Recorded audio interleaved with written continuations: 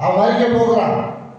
அதனால நீ போய் அவன்கிட்ட போய் சொல்லு, உன் வீட்டுக்காரத்தை என்ன செய்யும், ஒழுங்குபடுத்தும் அப்படின்ட்டா. அப்ப அவன் வீட்டுக்காரத்தெல்லாம் ஒழுங்குபடுத்துறதுக்கு என்ன செய்யல, போகல. அவன் செவரு போறவன் அவன் திரும்பி செவத்தை பிடித்து கொண்டு என்ன செய்யறான், அழுவுறான். ஆண்டவரே உமக்கு பொன்பாய் உத்தமமும் செம்மையுமானது செஞ்சனே, எல்லாத்தையும் ஒழுங்கு செஞ்சனே, அப்பா தேசத்தில் இருக்கிற எல்லா விக்கிரகங்களை அகற்றனே, எல்லாம் சரியா செஞ்சனே, அப்பா எனக்கா இந்த நிலைமை அப்படின்னு என்ன செஞ்ச போல போய் அவன் செஞ்ச எல்லா காரியத்தையும் சொல்லி செவத்தை பொறமா திரும்பி கொண்டு அவர் செவத்தை பிடிச்சிட்டு அழகா பண்ணிருக்கார்.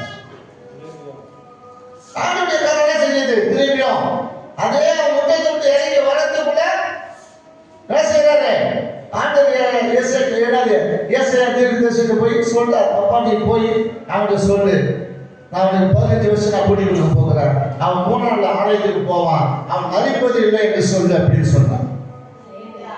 நீங்கள் 2 நாளாகமம் 32:24 வசனம்,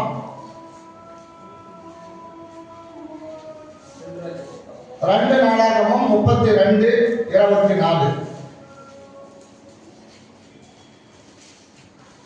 அந்நாட்டிலே எசேக்கியா வியாதிப்பட்டு மரணத்துக்கு ஏதுவாக இருந்தான். அவன் கர்த்தரை நோக்கி ஜெபம் பண்ணும் பொழுது அவர் அவனுக்கு வாக்குத்தத்தம் பண்ணி ஒரு அற்புதத்தை கட்டளையிட்டார். அல்லேலூயா.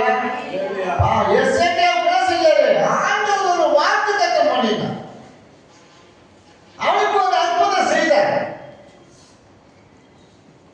அவன் ஜெபத்தை கர்த்தர் கேட்டார். அப்ப நம்ம ஜெபத்தை கர்த்தர் கேட்கிறவர் கேட்டு என்ன செய்கிறவர்களே அற்புதங்களை செய்வார் நம்ம வாழ்க்கையில. நமக்கு ஒரு வாக்குத்தத்தம் கொடுப்பார். நீ மரிப்பது இல்லை, நீ உயிரோடு இருப்பாய், நீ சாவதில்லை, ஜீவனுள்ள நாளெல்லாம் உன்னோடு கூட இருப்பேன், ஒருவனும் உனக்கு முன்பு என்ன செய்கிறது, எதிர்த்து நிற்பதே இல்லை. வாக்கு தத்தங்களை கொடுத்து நம்முடைய பிள்ளைகளை உயிர்ப்பிக்கிற ஆண்டவராக இருக்கிறார். வாக்கு தத்தங்களை கொடுத்து அற்புதங்களை செய்கிறவராக இருக்கிறார். வாக்கு தத்தங்களை கொடுத்து வல்லமையை வெளிப்படுத்துகிறவராக இருக்கிறார். அதனால எசேக்கியா என்ன செஞ்சாரு, மரணத்தின் சொல்லுவோமா, வியாதிப்பட்டு மரணத்துக்கு ஏதுவாய் இருந்த பொழுது அவன் கர்த்தரை நோக்கி ஜெபம் பண்ணினான். கர்த்தர் அவனுக்கு வாக்கு தத்தம் தந்து அவனுக்கு ஒரு அற்புதத்தை கட்டளையிட்டார். அதை போல நாம் வியாதிப்படும் போது, பிரச்சனை வரும்போது, பிள்ளைகளுக்கு பிரச்சனை போது, குடும்பத்துல பிரச்சனை போது நாம் கர்த்தரை நோக்கி விண்ணப்பம் பண்ணுவது, ஜெபம் பண்ணுவது நம்முடைய வேலை.